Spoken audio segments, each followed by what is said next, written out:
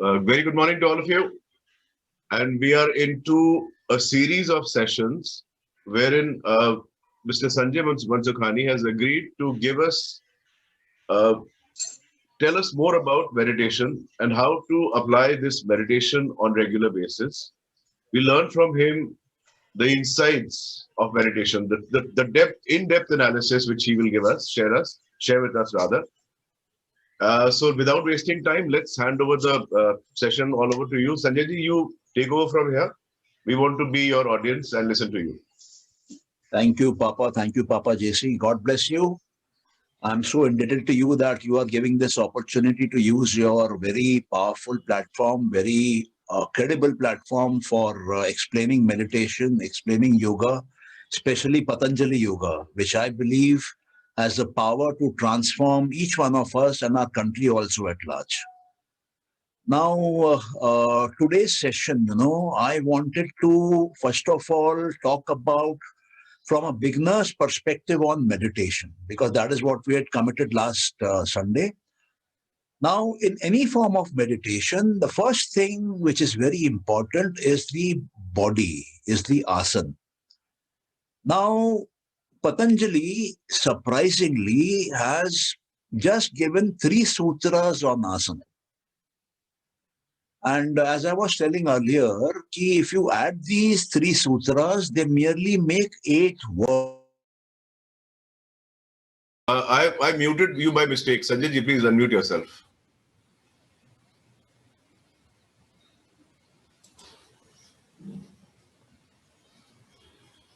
Yeah. So I was saying that Patanjali has only written 3 sutras on asana. And he has used only 8 words to describe what is asana. And Patanjali is Maharishi Patanjali. And Maharishi Patanjali's Yoga Sutras are considered to be the Bible of yoga. It is a compilation of all knowledge, starting from Samadhi, Sadhana, Siddhis, and Mukti from this body and birth and death. It is the most authentic, authoritative source on yoga. It was written roughly 2,400 years ago. It collects all knowledge, right from Rig Veda, all the other 3 Vedas, the Upanishads, Mahabharata. And then it is compiled and presented to us. But the world today has gone after asana like gymnastics. Asana today is nothing but various forms of bodily motions, actions, exercises, and gymnastics. Body motions, body actions, body gymnastics will make you have a flexible body. Might give you some flexibility in the mind also. But will it achieve the goal of yoga? No. Shankaracharya says, Shankaracharya, Adi Shankaracharya. He says the goal of yoga can only be achieved by samadhi, that is, higher forms of meditation, and by removing the kleshas to yoga, that is, the obstacles of yoga.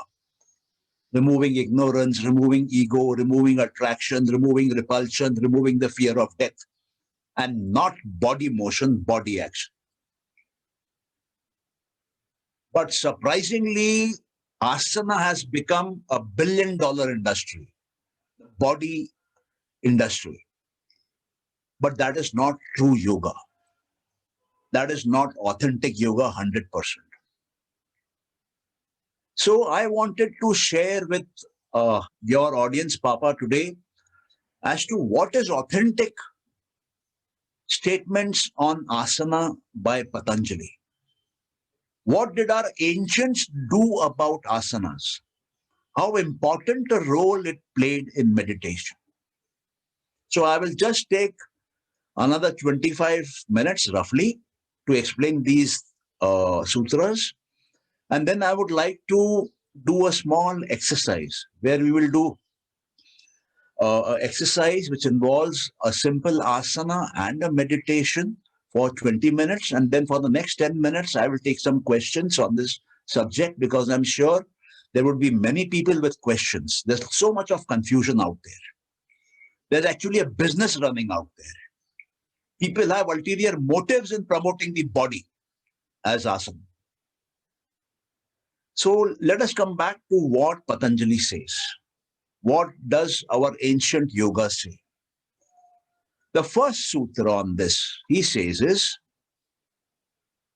sthira, sukham asanam. The asana has to be sthira. Sthira means steady. And the asana has to be comfortable. You don't need to distort your body. You don't need to create pain in your body. It has to be steady. It has to be comfortable. Why steady?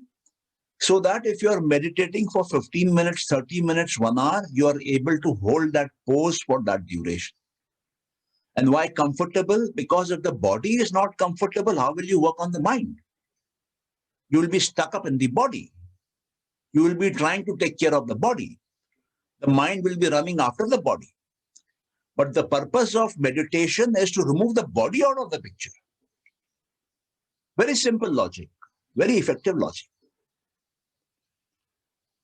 And another very interesting part, if you go through the Upanishads, there are so many of them, more than 100 of them.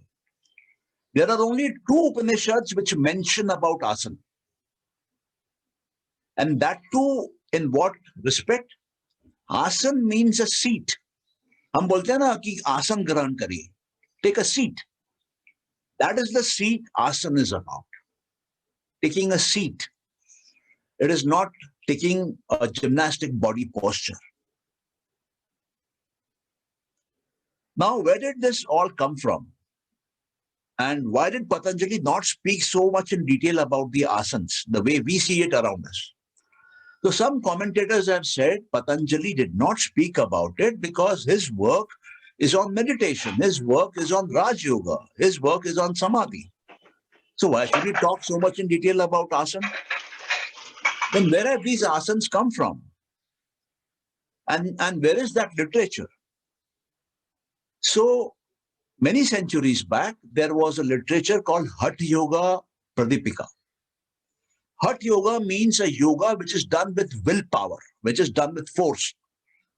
So when you are practicing Hatha Yoga and not mind yoga, not dhyan yoga, not Raj Yoga, not Ashtanga Yoga, not Kriya Yoga, but Hatha Yoga, a yoga of willpower, then only you do different kinds of asana. Then you force the body with willpower. So there was a book called Hatha Yoga Pradipika, which spoke about 84 asanas many centuries back. And that book said these 84 asanas were picked by Shivji. And why 84? Because Hindu philosophy believes we have 84 lakh yoni, 84 lakh yonis. So he picked up one asana from 1 lakh of those yonis. After every 1 lakh yoni, one asana was picked up. It was summarized and given as Hatha Yoga Pradipika. And from there it has come down.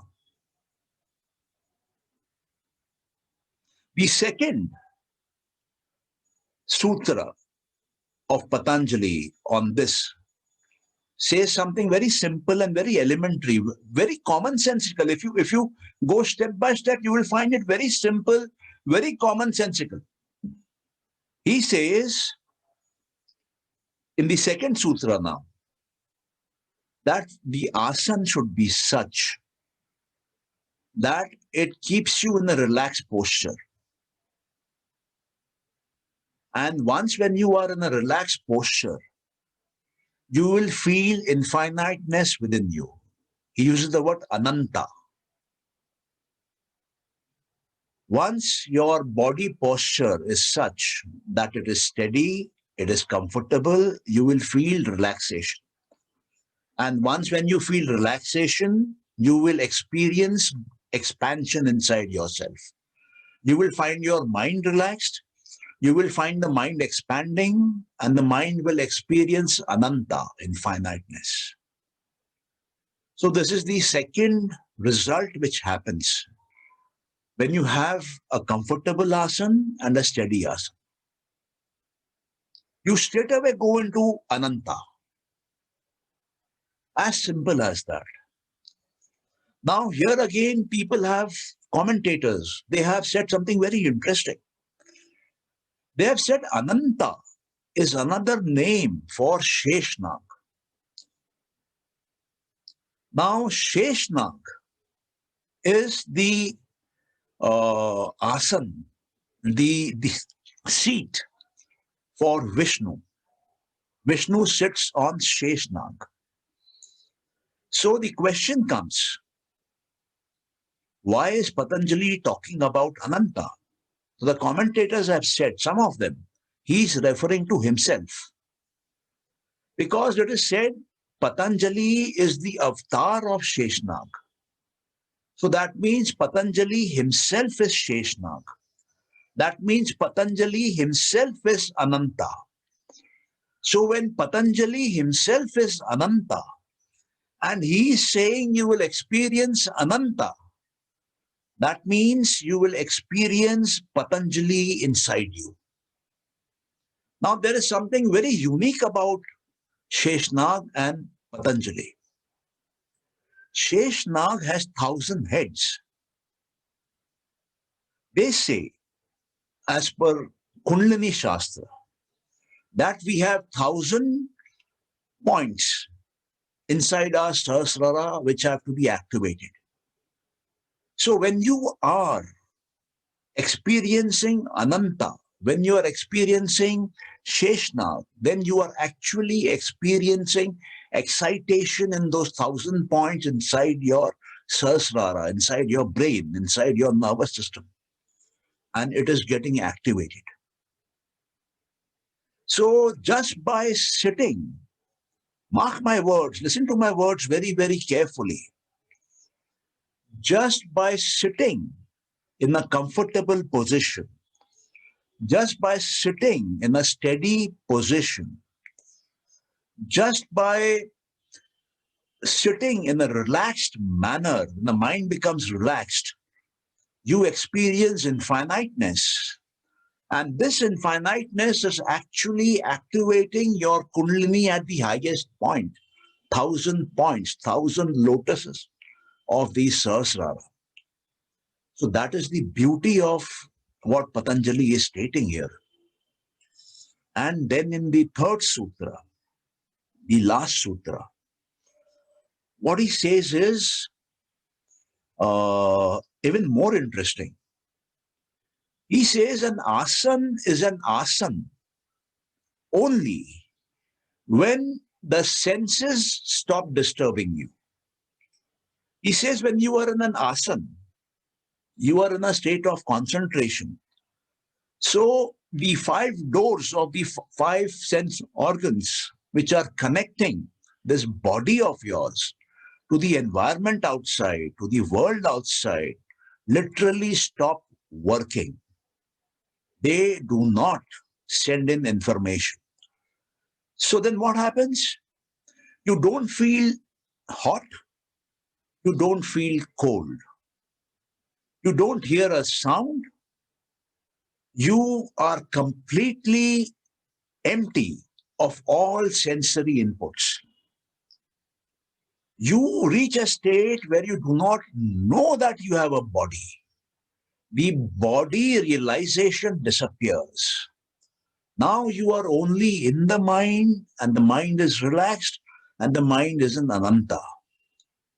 So in these 3 sutras, he is happily, comfortably talking about the body. That's all.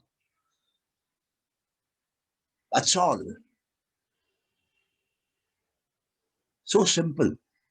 8 words, 3 sutras. And you experience infiniteness. You can activate the Sahasrara. You can activate the 100 points out there. You can become a Buddha if you simply follow this practice. comfortable posture, steady posture.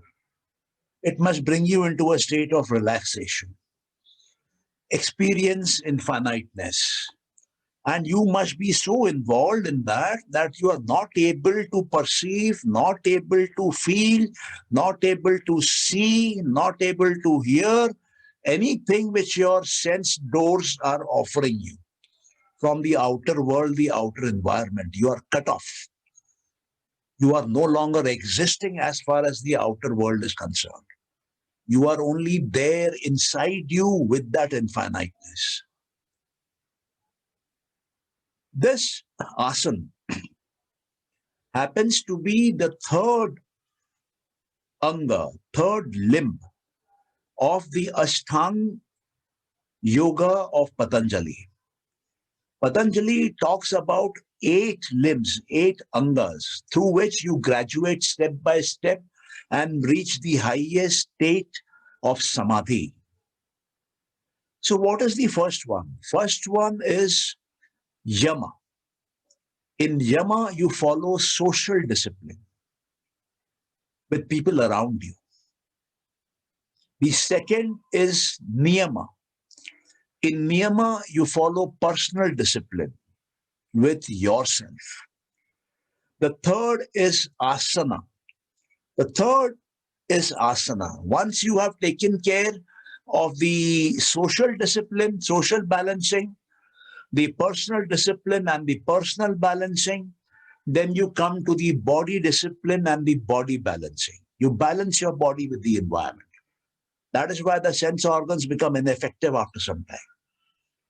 The fourth stage is pranayam. In pranayam, you are controlling your breath. You are actually controlling not exactly the breathing, the inhalation and the exhalation, but the area where the breath is not there inside you. That is pranayam. Pranayam is not taking in air. No. Pranayam has got nothing to do with exhaling air. No.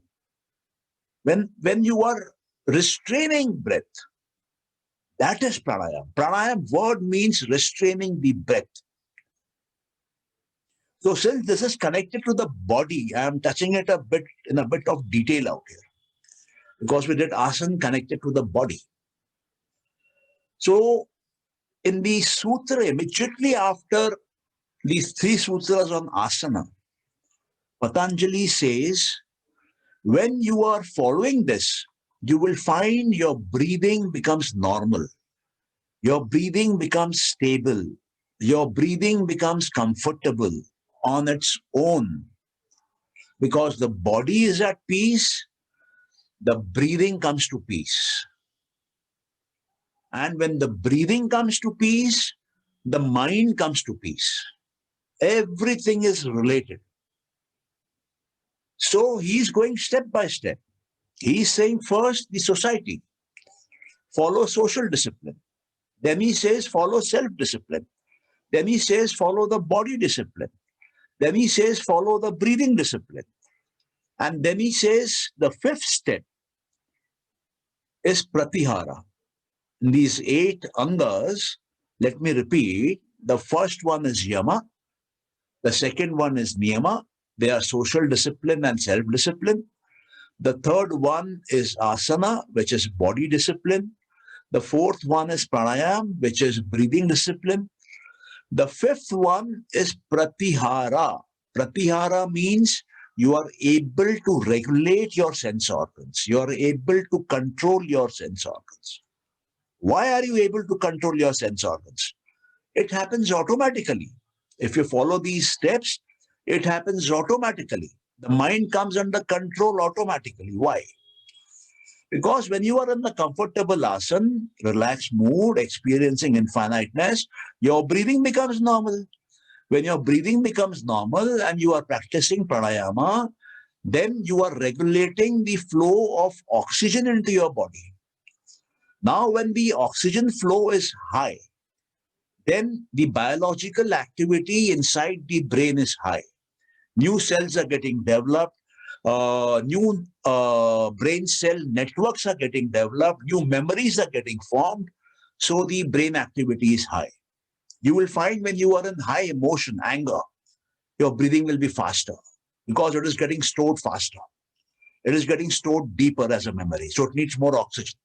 It needs more life cells to be formed, brain cells to be formed, neurons to be formed, neuron networks to be formed. But when your body is relaxed, you are experiencing infiniteness. Your sense organs have relaxed. They are not disturbing you. Then your breathing gets relaxed. Breathing gets slow. When the breathing gets slow, the oxygen intake becomes less. When the oxygen intake becomes less, all unwanted memories start dying. All past sanskaras start slowly fading away, disappearing.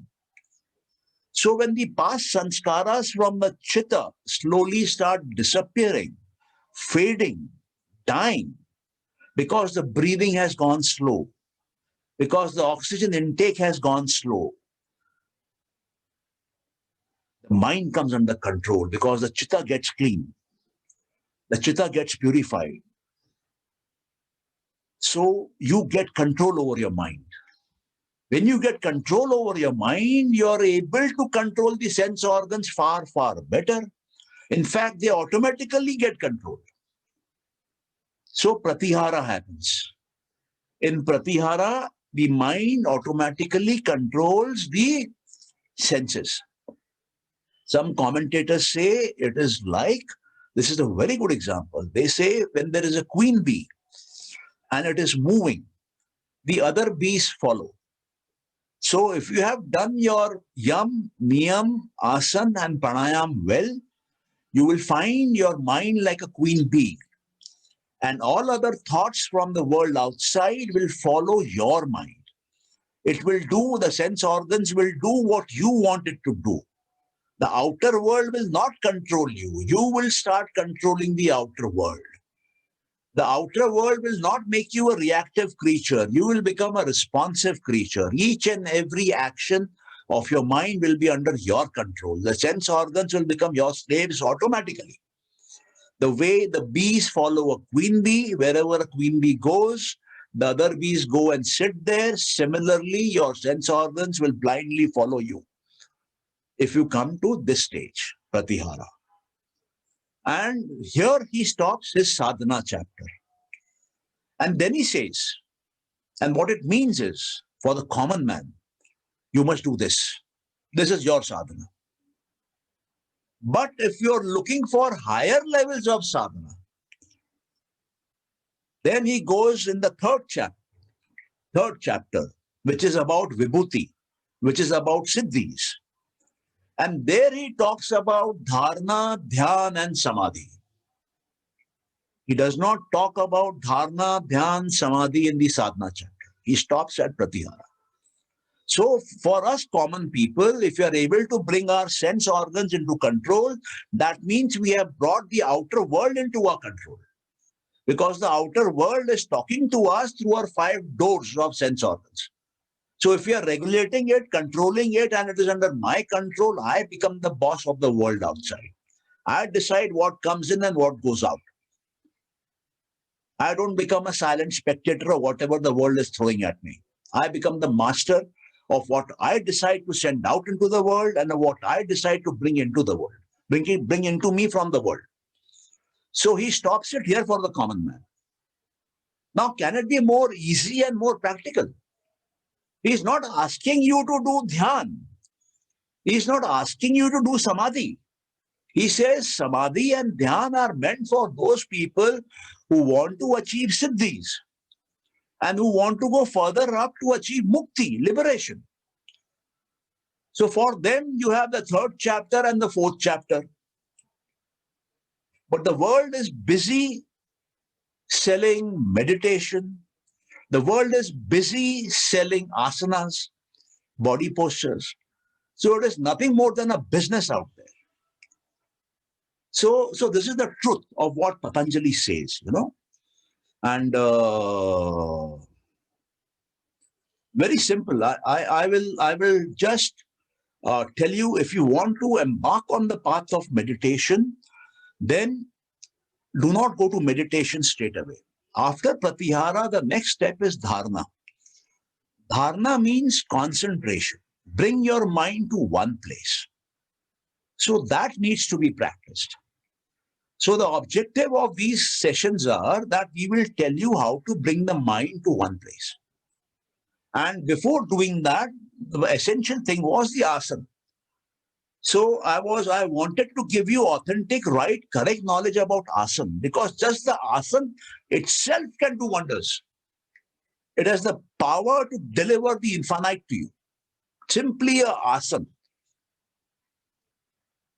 So if it is all right with you, then can we do a 20-minute exercise where I would like to explain to you about the posture, ask you to do an exercise, and take it forward for 20 minutes. And the next 10 minutes, I will take question and answers if you have any.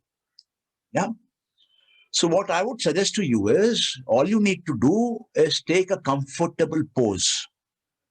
You can sit anywhere you want.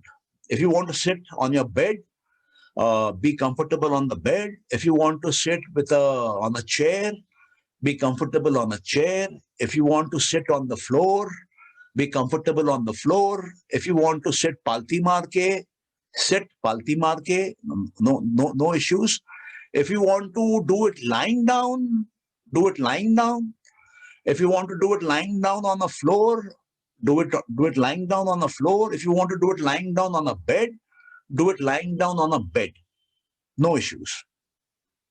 Any body pose, there are two requirements. It should be steadily held by you, and it should be comfortable.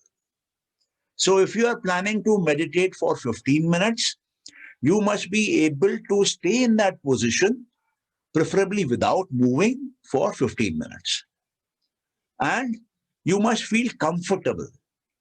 Only when you will be comfortable can you actually work on the mind. So I will just tell you a very simple exercise about the mind. We will not do a concentration or a meditation because the focus is on the asana, the body posture, the first phase of it. Okay. So you can sit down wherever you want, whatever pose, be comfortable. You can close your eyes. If you close your eyes, it helps. If you're in a place where there are no external sounds, it helps. And preferably choose a place and a posture which you can do regularly, because then that place will start creating those vibrations for you. The moment you go to that place, those vibrations will start. And it is said to choose preferably a time also. If you want to do it on a regular basis, it is advisable to choose a particular time. So the moment you are in that particular place, particular time, particular pose, your body will automatically enter a state of relaxation and will start experiencing infiniteness in advance. It is going to be a very beautiful experience. Okay. So these are the guidelines. Yeah, now let us do it. Be in a comfortable position. Relax your mind as much as you can. Close your eyes and just look at your thoughts. There may be thoughts coming. So if thoughts are coming, don't engage with them. Do not run after those thoughts. Do not create a chain of thoughts. You simply, if possible, try and ignore those thoughts and keep your attention on the body, because the purpose of this exercise is to stabilize the body. And if you're able to do it for 20 minutes and the body is comfortable, then this is the right asana for you. And you must try and do your further exercises in this asana only. You will get tremendous benefit out of it. So this is the natural state in which your body is coming automatically in a relaxed mode. Okay. So this is the ideal pose for you. Yeah. So comfortable position, eyes closed, mind relaxed. Thoughts may come, ignore the thoughts. We do this for 20 minutes. Please start.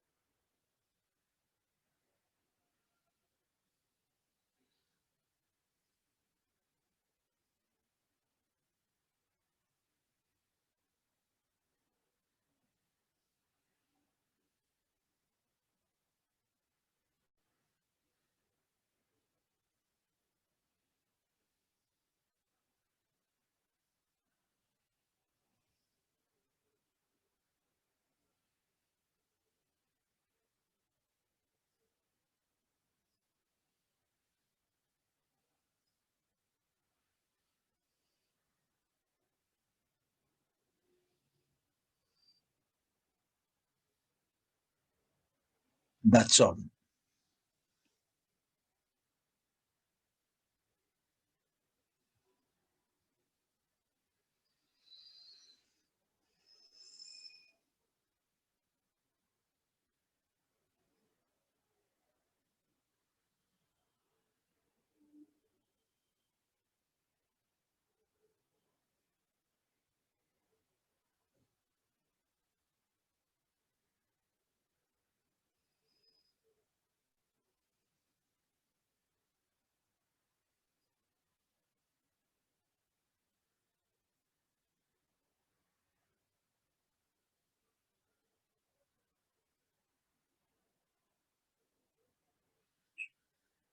If there are any questions, you may please ask.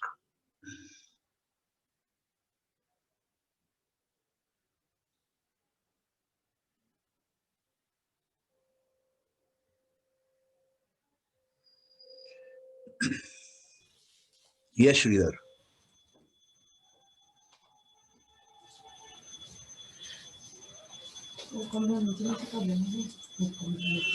Please unmute yourself, Sridharji. Yeah, thank you. Sanjay, thank you very much.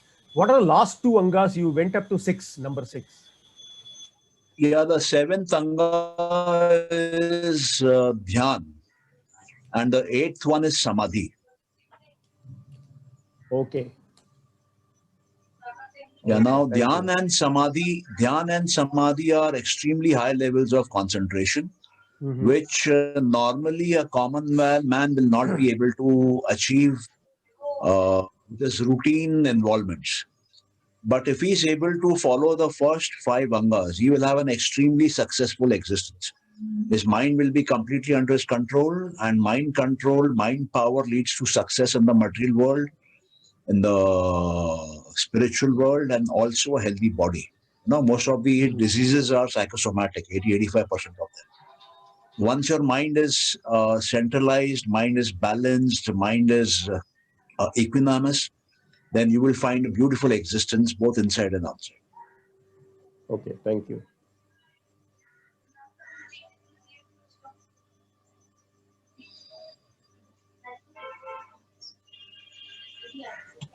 Are there more questions? Anyone wants to ask questions? Please raise your hand, or you can unmute yourselves and directly ask questions, because you are allowed to unmute yourself.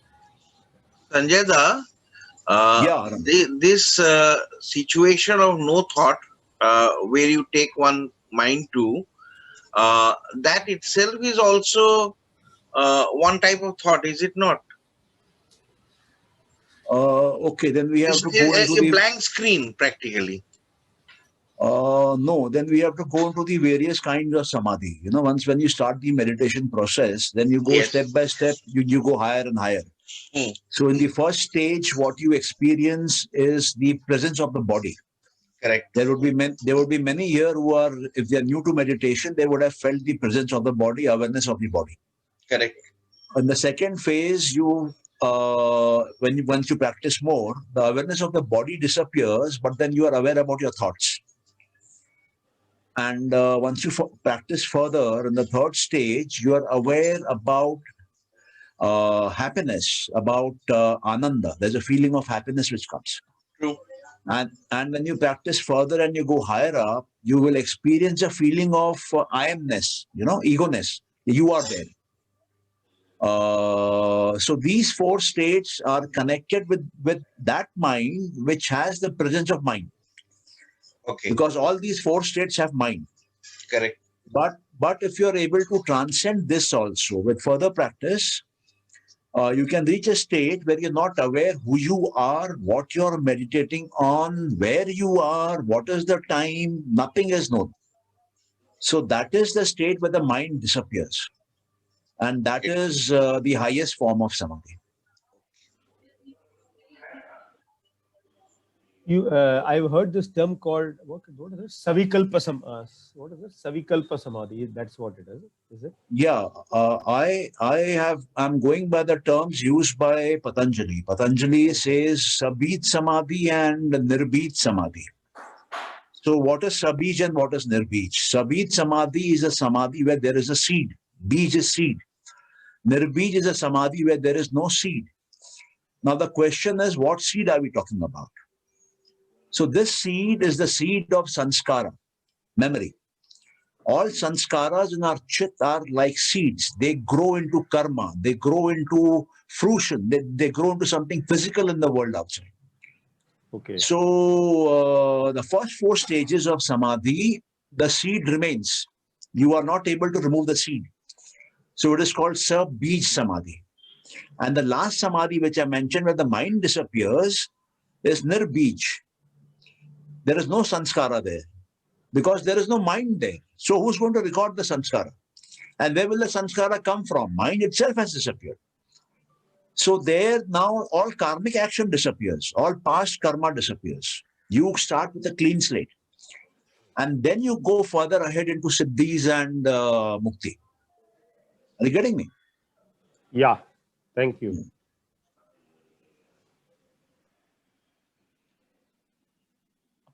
Yeah, so to people out here, if you are beginners or if you have been doing meditation for 5 years, 10 years, even 20 years, Ashtanga Yoga, the first 5 steps are advisable for you.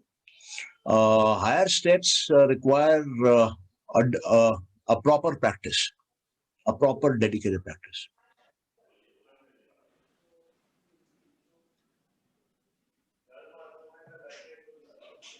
Yeah, so if there are no further questions, Pradeep Bothra has raised his hand. Pradeep ji आप unmute कर लीजिए अपने आप को। मैंने जितेन 2 प्रश्न आपको mail किए थे। हाँ मैंने देखा आप डायरेक्ट पूछ लीजिए इनसे। संजय जी नमस्ते। नमस्कार सर। हम लोग सुबह उठते हैं तो प्रश्न ये है कि उस समय हमें क्या पीना चाहिए? बहुत सी बातें होती हैं कि इसको पियो या कब पियो, कितना पियो, पानी या और भी कोई चीज। दूसरी चीज उसका आइडिया नहीं है। आप मेरे से पूछिए कि क्या विचार के साथ उठे तो मैं आपको बता सकता हूँ, माइंड से संबंधित है, लेकिन शरीर से संबंधित आप पानी पिए कि चाय पिए उसका मैं एक्सपर्ट नहीं हुआ, मैं आपको उसमें हेल्प नहीं कर सकता। ठीक है, तो क्या विचार होने चाहिए? और दूसरा प्रश्न है कि हम लोग सुबह जो डिफरेंट चीजें प्रैक्टिस करते हैं, जैसे कि वॉकिंग है, मेडिटेशन है, योग है, आसन है, वॉकिंग है, तो कौन सा सीक्वेंस सही है? एक ही सीक्वेंस सही है। अपना ध्यान ईश्वर में लगाए रखिए, बाकी ईश्वर अपने आप सब करेगा आपके लिए जी। और अगर आप कर रहे हैं अपने लिए तो ठोकरें खाते रहेंगे, अप डाउन होता रहेगा, सुख दुख की नगरी में बसे रहेंगे। और अगर आपने अपने आप को समर्पित कर दिया ईश्वर पे तो फिर वो ईश्वर आपकी जिंदगी चलाएगा। क्या ये आसान है? हाँ आसान है ये करना। कैसे होता है? आपको ओम का जाप करना होगा, एक जगह बैठ के करिए, समय तय कर लीजिए और आप धीरे धीरे देखेंगे कि आपके अंदर की ताकत जाग जाती है, अंदर का ईश्वर एक्टिव हो जाता है और आपका जीवन वो टेक ओवर कर लेता है, फिर गाड़ी वो चलाता है। आप अर्जुन बनेंगे, वो कृष्ण बनेंगे आपके लिए। जी, और सुबह किन विचारों के साथ उठना ये आप बताएं जो आप कह रहे थे। जिन विचारों के साथ आप सोएंगे उन्हीं विचारों के साथ उठेंगे। तो आप अच्छे विचारों के साथ सोइए तो सवेरे आप अच्छे विचारों के साथ उठेंगे। Thank you. अभिषेक जी आप अपने आप को अनम्यूट कर लीजिए, आप कुछ पूछना चाहते हैं शायद। अभिषेक, मिस्टर अभिषेक गुप्ता। हाँ Sanjay sir, good morning. Good morning, बोलिए अभिषेक। सर जैसे हम लोग जैसे बिगिनर्स है, हम लोग बिगिनर्स के लिए ये concentration for long period of time हम लोग ब्रेक हो जाता है। There are lot of multiple thoughts, मतलब keep on bombarding in our head. So how do we control it? Means how do we initially how do we stop the processes actually? आपका profession क्या है? मैं architect है। जब आप कोई architecture की ड्राइंग बनाते हैं तो आपका मन ड्राइंग पे रहता है कि बायां दायां जाता है? नहीं, ड्राइंग पे रहता है। ड्राइंग को बस, तो that is concentration. That is concentration, है ना? आपने मन को एक जगह लगाए रखा इज कंसंट्रेशन। पतंजलि का भी डेफिनेशन यही है। तो जितना आप पीरियड्स ऑफ कंसंट्रेशन प्रैक्टिस करेंगे उतना ही ऑटोमेटिकली आपका पूरा ये योग का प्रोसेस चालू रहेगा। योग डज नॉट मीन कि आपको आसन लगा के बैठना है ना? आपने कर्म योग का नाम सुना है? हाँ सर। हाँ, तो उसमें क्या होता है कि एक्शन में आप योगा कर रहे हैं। एग्जैक्ट। तो आप कोई भी काम करते हैं उसको फुल कंसंट्रेशन से करिए, एक टाइम पे एक काम करिए। यू विल ऑटोमेटिकली फाइंड कि लाइफ का क्वालिटी बहुत हाई हो जाएगा।